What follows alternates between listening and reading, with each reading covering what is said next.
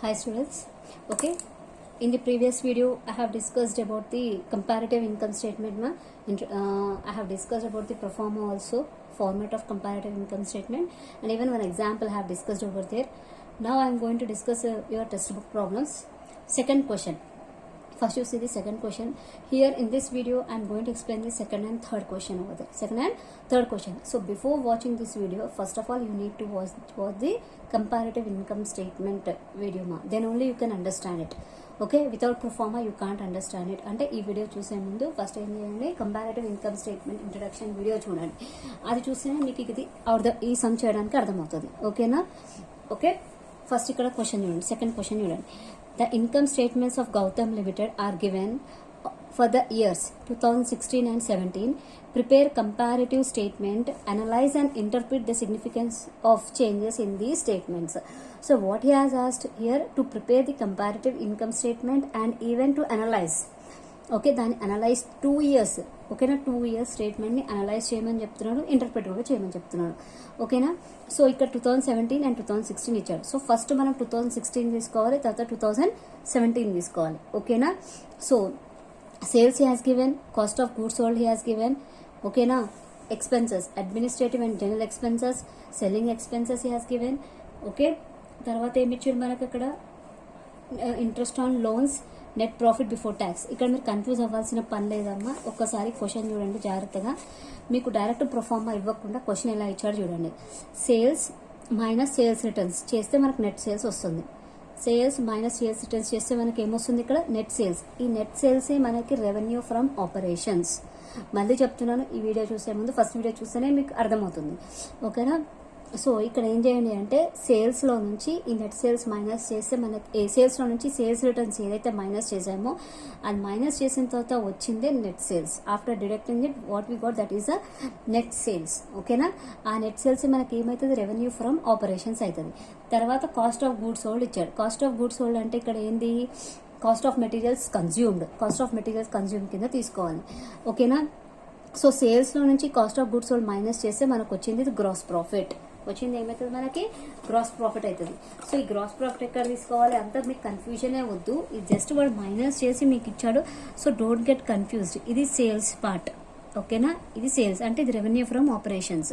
So ఈ net సేల్స్లో నుంచి ఈ cost of goods sold minus చేస్తే మనకు వచ్చింది గ్రాస్ ప్రాఫిట్. సో ఈ గ్రాస్ ప్రాఫిట్లో నుంచి ఎక్స్పెన్సెస్, ఓకేనా, అడ్మినిస్ట్రేటివ్ ఎక్స్పెన్సెస్, సెల్లింగ్ ఎక్స్పెన్సెస్, ఓకేనా, ఆ రెండు మైనస్ చేస్తే మనకు వచ్చింది ఇది net profit, net operating profit. ఇది నెట్ ఆపరేటింగ్ ప్రాఫిట్. సో ఇవేమి మనం సమ్లో తీసుకోము. ఓకేనా, ఈ నెట్ ఆపరేటింగ్ ప్రాఫిట్ ఏమి మనం సమ్లో తీసుకోము. Interest on loan, interest on loan కూడా మైనస్ చేసిన తర్వాత వచ్చింది మనకి net profit before tax. Okay, interest on loan, ఈ నెట్ ఆపరేటింగ్ ప్రాఫిట్లో నుంచి ఇంట్రెస్ట్ ఆన్ లోన్ మైనస్ చేసిన తర్వాత మనకు వచ్చింది net profit before tax. Profit before tax వచ్చింది. తర్వాత ఈ కార్పొరేట్ ట్యాక్స్ కూడా మైనస్ చేసిన తర్వాత మనకి profit, net profit for the year వచ్చింది. అంటే ప్రాఫిట్ ఆఫ్టర్ ట్యాక్స్ వచ్చిందని అర్థం. ఓకేనా, సో కన్ఫ్యూజ్ కావద్దు. ఈ వాల్యూస్ ఏంటి, ఎక్కడి నుంచి వచ్చినాయని మళ్ళీ చెప్తా వినండి అమ్మా. సేల్స్లో నుంచి, ఓకేనా, సేల్స్ రిటర్న్స్ మైనస్ చేస్తే మనకు వచ్చింది నెట్ సేల్స్. ఈ net sales revenue from operations. తర్వాత ఈ cost of goods sold minus చేస్తే మనకు వచ్చింది గ్రాస్ ప్రాఫిట్. వచ్చింది ఏంది, గ్రాస్ ప్రాఫిట్. సో ఈ గ్రాస్ ప్రాఫిట్, ఈ సేల్స్ రిటర్న్స్ మనం ఎక్కడ తీసుకోము, వద్దు మనకి. దాని తర్వాత మైనస్ ఈ ఎక్స్పెన్సెస్ వచ్చి మనకి అదర్ ఎక్స్పెన్సెస్ కిందకి వస్తాయి. So administrative and general expenses, selling expenses, ఈ రెండు గ్రాస్ ప్రాఫిట్లో నుంచి మైనస్ చేస్తే మనకు వచ్చింది నెట్ ఆపరేటింగ్ ప్రాఫిట్. ఆ నెట్ ఆపరేటింగ్ ప్రాఫిట్లో నుంచి ఇంట్రెస్ట్ తీసేస్తే మనకు వచ్చింది నెట్ ప్రాఫిట్ బిఫోర్ ట్యాక్స్. ఆ నెట్ ప్రాఫిట్ బిఫోర్ ట్యాక్స్లో నుంచి కార్పొరేట్ ట్యాక్స్ తీసేస్తే మనకు వచ్చింది నెట్ ప్రాఫిట్ ఆఫ్టర్ ట్యాక్స్. ఇది మనకు ఉన్న క్వశ్చన్. ఓకేనా, దీన్ని మనం సమ్ ఎలా చేయాలో చూడండి, కంపారిటివ్ ఇన్కమ్ స్టేట్మెంట్ ఎలా చేయాలో చూడండి. ఓకేనా, సో ఫస్ట్ ఇక్కడ చూడండి, సేమ్ ప్రొఫార్మా. ఓకేనా, కన్ఫ్యూజ్ మాత్రం కావద్దమ్మా. ఈజీయే, 1-2 సార్లు ప్రాక్టీస్ చేయండి, it will be easy for you.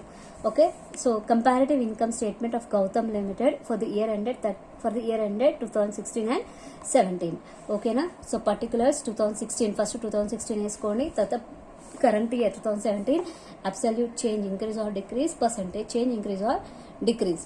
ఓకేనా, so previous year A, current year B, and absolute change C is equal to B minus A, B minus A చేస్తే మనకు absolute change వస్తుంది and percentage change find out చేయాలంటే ఏం చేయాలి మనం D అంటే ఈ కాలమ్ని డి అనుకుంటున్నాం మనం డి ఈజ్ ఈక్వల్ టు ఈ సి వస్తుంది సి డివైడెడ్ బై ఏ అంటే absolute change divided by previous year into 100 చేయాలి ఓకేనా. సో ఫస్ట్ చూడండి రెవెన్యూ ఫ్రమ్ ఆపరేషన్స్ అంటే నేను ఏం చెప్పాను నేను నెట్ సేల్స్ ఏదైతే ఉందో ఫస్ట్ ఆ నెట్ సేల్స్ వేసుకోండి 7,15,000 9,85,000 ఈ కాలమ్స్ పక్కకు పెట్టండి ఫస్ట్ ఈ కాలమ్స్ ఫిల్అప్ చేసుకోండి ఓకే. సో అదర్ ఇన్కమ్స్ క్వశ్చన్స్లో ఏం లేవు కాబట్టి nil. So as it is వేసేసేయండి అమ్మ వచ్చింది total revenue. So net sales ఇక్కడ revenue from operations. So other incomes లేవు కాబట్టి నిల్ యాజ్ ఇట్ ఈస్ వేసుకోండి ఓకేనా, అది టోటల్ రెవెన్యూ. తర్వాత నెక్స్ట్ మనకు వచ్చింది ఏంటి ఎక్స్పెన్సెస్ ఓకేనా. నెక్స్ట్ ఏమున్నాయి మనకి ఎక్స్పెన్సెస్. సో ఎక్స్పెన్సెస్లో అన్ని ఇక్కడ రాసాను చూడండి అమ్మ. First cost of material consumed అంటే ఏంటి ఇక్కడ కాస్ట్ ఆఫ్ గూడ్స్ సోల్డ్. మనకి ఏమి ఇచ్చాడు క్వశ్చన్లో కాస్ట్ ఆఫ్ గూడ్స్ సోల్డ్ ఇచ్చాడు. So cost of goods sold ఎంత ఉంది 4,35,000 6,15,000. తర్వాత purchase of stock and trade ఏం లేదు ఓకే. ఇది 1 ఇది 2 అనుకోండి, ఇది 3 ఇది 4 ఎక్స్పెన్సెస్ 5 6 7 ఓకేనా. So cost of good material consumed ఇచ్చాడు వేసుకున్నాం. Purchase of stock in trade ఏమి ఇవ్వలేడు nil. Changes in inventories of finished goods work in progress కూడా ఏమి ఇవ్వలేడు నిల్. ఎంప్లాయీ బెనిఫిట్ ఎక్స్పెన్సెస్ కూడా ఏమి ఇవ్వలేడు అంటే వేజెస్ సాలరీస్ అలాంటివి ఏమి ఇవ్వలేడు కాబట్టి నిల్. తర్వాత మనకి క్వశ్చన్లో ఏమి ఇచ్చాడు ఇంట్రెస్ట్ ఆన్ లోన్ ఇచ్చాడు. ఇంట్రెస్ట్ ఆన్ లోన్ అది ఫైనాన్స్ కాస్ట్ కిందకి వస్తుంది అంటే ఫైనాన్స్ ఎక్స్పెన్సెస్ కిందకి వస్తుంది అనమాట. సో ఫైనాన్స్ కాస్ట్ కింద ఇంట్రెస్ట్ ఆన్ లోన్ తీసుకోండి 20,000 15,000. నెక్స్ట్ డిప్రిసియేషన్ కూడా ఏమి ఇవ్వలేడు నిల్. అదర్ ఎక్స్పెన్సెస్ అంటే ఇక్కడ మనకి 2 ఎక్స్పెన్సెస్ ఉన్నాయమ్మా. ఒకటి అడ్మినిస్ట్రేటివ్ అండ్ జనరల్ ఎక్స్పెన్సెస్, ఇంకోటి సెల్లింగ్ ఎక్స్పెన్సెస్. సో యాక్చువల్గా 2 ఎక్స్పెన్సెస్ యాడ్ చేసి ఇక్కడ వేయాలి కానీ మీకు అర్థం కావడం కోసం నేను విడివిడి చేశాను ఇక్కడ ఓకేనా. Administrative and general expenses 50,000 70,000. Selling expenses 1,60,000 1,80,000 ఓకేనా. ఇప్పుడు ఈ ఎక్స్పెన్సెస్ మాత్రమే టోటల్ చేయండి. Only do total these expenses okay. ఈ ఎక్స్పెన్సెస్ మాత్రమే టోటల్ చేయండి. మీకు ఇక్కడ 6,65,000 అండ్ ఈ టోటల్ చేసి 8,80,000. Now what you have to do ఈ ఎక్స్పెన్సెస్ని టోటల్ చేశాక ఏం చేయండి అంటే total revenue minus total expenses చేయండి. Total revenue minus total revenue minus total expenses చేయండి అమ్మా. కనిపిస్తుంది కదా total revenue minus total expenses అంటే 3 - 4 చేయండి. చేస్తే మీకు ప్రాఫిట్ బిఫోర్ ట్యాక్స్ వస్తుంది. ఏమొస్తుంది మీకు ప్రాఫిట్ బిఫోర్ ట్యాక్స్ వస్తుంది అంటే 7,15,000 - 6,65,000 9,85,000 - 8,80,000 చేయండి. మీకు ప్రాఫిట్ బిఫోర్ ట్యాక్స్ వస్తుంది. తర్వాత ట్యాక్స్ ఏదైతే ఇచ్చాడో ట్యాక్స్ మైనస్ చేయండి. ట్యాక్స్ ఎంత ఇచ్చాడు 15,000 30,000. ట్యాక్స్ మైనస్ చేసిన తర్వాత మీకు వచ్చింది ఈ ప్రాఫిట్ బిఫోర్ ట్యాక్స్లో నుంచి ఈ ట్యాక్స్ మైనస్ చేసేయండి ఓకేనా. 50,000 - 15,000. So 35,000 is profit after tax. 1,05,000 - 10,000. So 75,000 is profit after tax for the year 2017. తర్వాత ఇప్పుడు ఇది కామన్ అబ్సల్యూట్ చేంజ్ ఎలా ఫైండ్ అవుట్ చేయాలి current year minus previous year అంటే 9,85,000 - 7,50,000 సో 2,70,000 వస్తుంది. ఈడ కూడా సేమ్ 9,85,000 - 7,15,000 2,70,000. ఇక్కడ ఏం లేవు కాబట్టి నేను ఓకే. 1,80,000 - 4,35,000 సారీ 6,15,000 - 4,35,000 1,80,000. 15,000 - 20,000 5,000. 70,000 - 50,000 20,000. 1,80,000 - 1,60,000 20,000. 8,80,000 - 6,65,000 2,15,000. 1,05,000 - 5,000 55,000. Sorry 1,05,000 - 50,000 55,000. 30,000 - 15,000 15,000 ఓకేనా. 75,000 - 35,000 40,000 ఓకే. ఇప్పుడు పర్సంటేజ్ ఎలా ఫైండ్ అవుట్ చేయాలి అన్నిటికీ ఎలా ఫైండ్ అవుట్ చేయాలమ్మా absolute change divided by previous year అంటే 2,70,000 డివైడెడ్ బై 7,15,000 ఇంటూ 100 చేస్తే మనకి ఎంత వస్తుంది 37.76. ప్రతి ఒక్కటి అంతే 1,80,000 divided by 4,35,000 into 100. 5,000 divided by 20,000 into 100. 20,000 divided by 50,000 into 100. 20,000 divided by 1,60,000 into 100. 2,15,000 divided by 6,65,000 into 100. 55,000 divided by 50,000 into 100. 15,000 divided by 15,000 into 100 చేస్తే మనకి పర్సంటేజెస్ వస్తాయి ఓకేనా. ఈ పర్సంటేజెస్ వచ్చి ఇది సమ్ ఓకే, ఇది కంపారిటివ్ ఇన్కమ్ స్టేట్మెంట్. ఈ పర్సంటేజెస్ వచ్చిన తర్వాత మనం ఏం చేయాలి, ఇంటర్ప్రిటేషన్ రాయాలి. అంటే కంపెనీ 2 years కంపెనీ పొజిషన్ ఎలా ఉంది అనలైజ్ చేసి దాని ఇంటర్ప్రిటేషన్ రాయాలన్నమాట. అంటే ఇక్కడ ఇంటర్ప్రిటేషన్ పాయింట్ అంటే నువ్వు ఏవైనా పాయింట్స్ తీసుకో, either it may be sales point తీసుకోండి, లేదా ఎక్స్పెన్సెస్ పాయింట్ తీసుకోండి, ట్యాక్స్ పాయింట్ ఆఫ్ వ్యూ తీసుకోండి, ఏదైనా పాయింట్ తీసుకోండి, లేదా ఇంట్రెస్ట్ ఆన్ లోన్. అంటే వాడు ఏదైతే మనకి ఇన్ఫర్మేషన్ 2 years ఇన్ఫర్మేషన్ ఏదైతే ఇచ్చాడో ఆ 2 years ఇన్ఫర్మేషన్స్లో ఏవైనా తీసుకోండి. ఓకేనా, ఏదైనా తీసుకొని మనం ఏం చేయాలి అంటే ఇక్కడ ఇంటర్ప్రిటేషన్ రాయాలి. ఇంటర్ప్రిటేషన్ ఒక 4 to 5 points ఇంటర్ప్రిటేషన్. ఓకేనా, సో ఇంటర్ప్రిటేషన్స్ ఏవైనా 4 to 5 points రాయండి వాడు ఇచ్చింది. సో ఒకసారి నేను ఒక ఎగ్జాంపుల్ ఇక్కడ ఈ సమ్కి ఒక ఎగ్జాంపుల్ ఇంటర్ప్రిటేషన్ చెప్తా వినండి. ఇక్కడ ఫస్ట్ నేను ఏం డిస్కస్ చేశానంటే regarding sales cost of goods sold రెండు కంపేర్గా చూసాను. ఇక్కడ చూడండి, సేల్స్ ఏమైనా ఇక్కడ ఇంక్రీజ్ అయినాయి. ఓకేనా, 2016 2017 ఒకసారి సేల్స్ చూడండి. సేల్స్ ఏమైనా ఇక్కడ ఇంక్రీజ్ అయినాయి. So rate of growth in sales has been less than the rate of growth of cost of goods sold. Cost of goods sold అంటే ఏంది, రా మెటీరియల్ కన్జ్యూమ్డ్. అంటే వీటికన్నా కాస్ట్ ఎక్కువ పెరిగిపోయింది. అంటే సేల్స్ కన్నా అక్కడ ఇక్కడ ఏం పెరిగింది, కాస్ట్ ఆఫ్ మెటీరియల్ కన్జ్యూమ్డ్. అంటే కాస్ట్ ఆఫ్ గూడ్స్ సోల్డ్ దాని వాల్యూ ఎక్కువ ఖర్చు అయింది అనమాట. సేల్స్ కన్నా ఖర్చు అనేది ఇక్కడ ఎక్కువైంది, cost of goods sold. So అదే ఇక్కడ రాసాను చూడండి, rate of growth in sales has been less than the rate of growth of cost of goods sold on account of large increase in rate of discount. This has resulted in a still lower growth rate of gross profit. తర్వాత next దేని గురించి discuss చేశాను ఇక్కడ, administrative and selling expenses గురించి. The company has manage to keep a tight control on its selling expenses and administrative expenses. అలా ఎందుకు చెప్తున్నాను అంటే లాస్ట్ ఇయర్కి ఈ ఇయర్కి కొంచెం ఇంక్రీజ్ అయింది.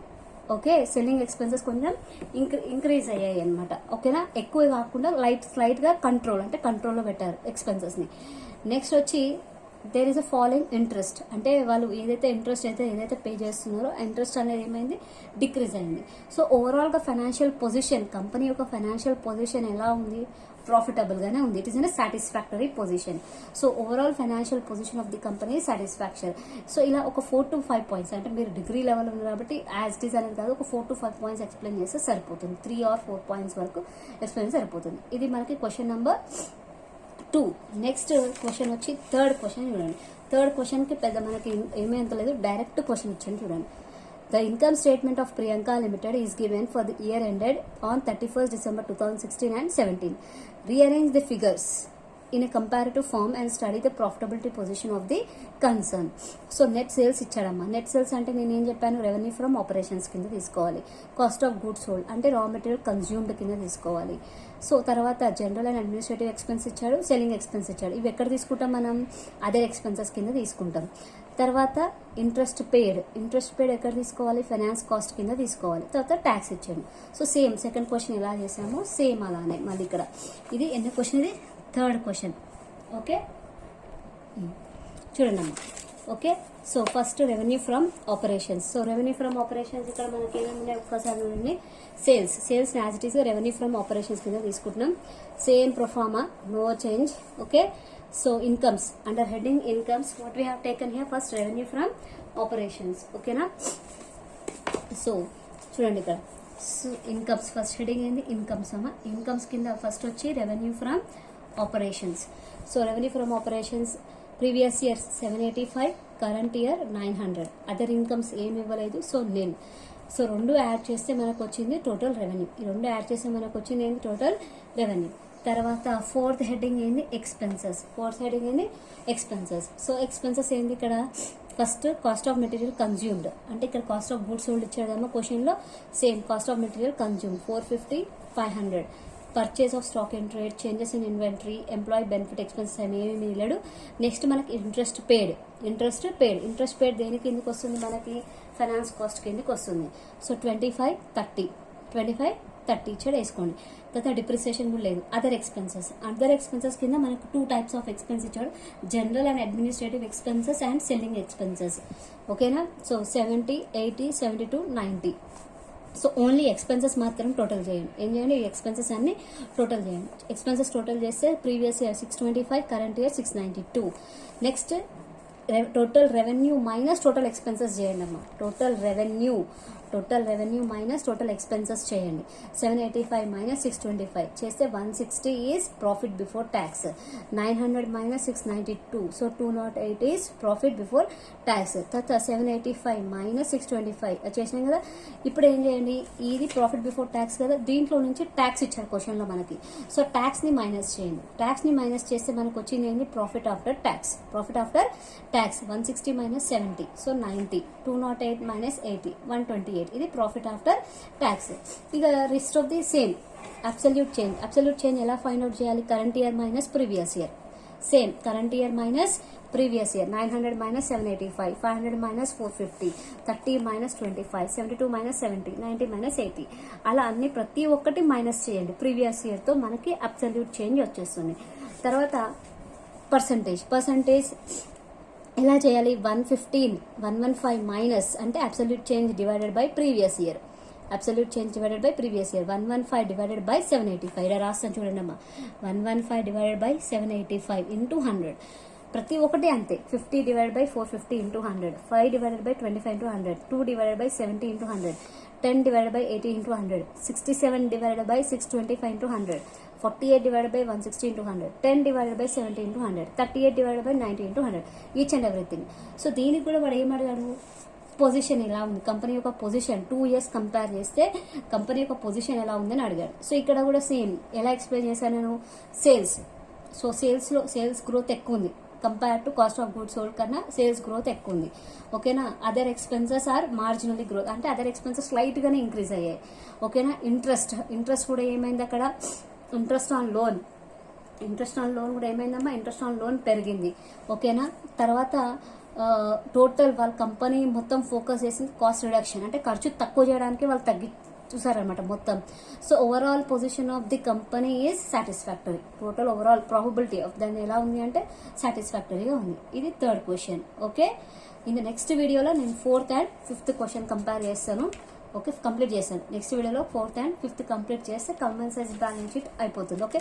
మీకు మాక్సిమం నేను చెప్పేది ఎగ్జామ్ పాయింట్ ఆఫ్ వ్యూ, ఎగ్జామ్లో ఎలాంటి టైప్స్ ఆఫ్ క్వశ్చన్స్ వస్తాయి అది మాత్రమే నేను ఇక్కడ డిస్కస్ చేస్తున్నాను. Okay, thank you.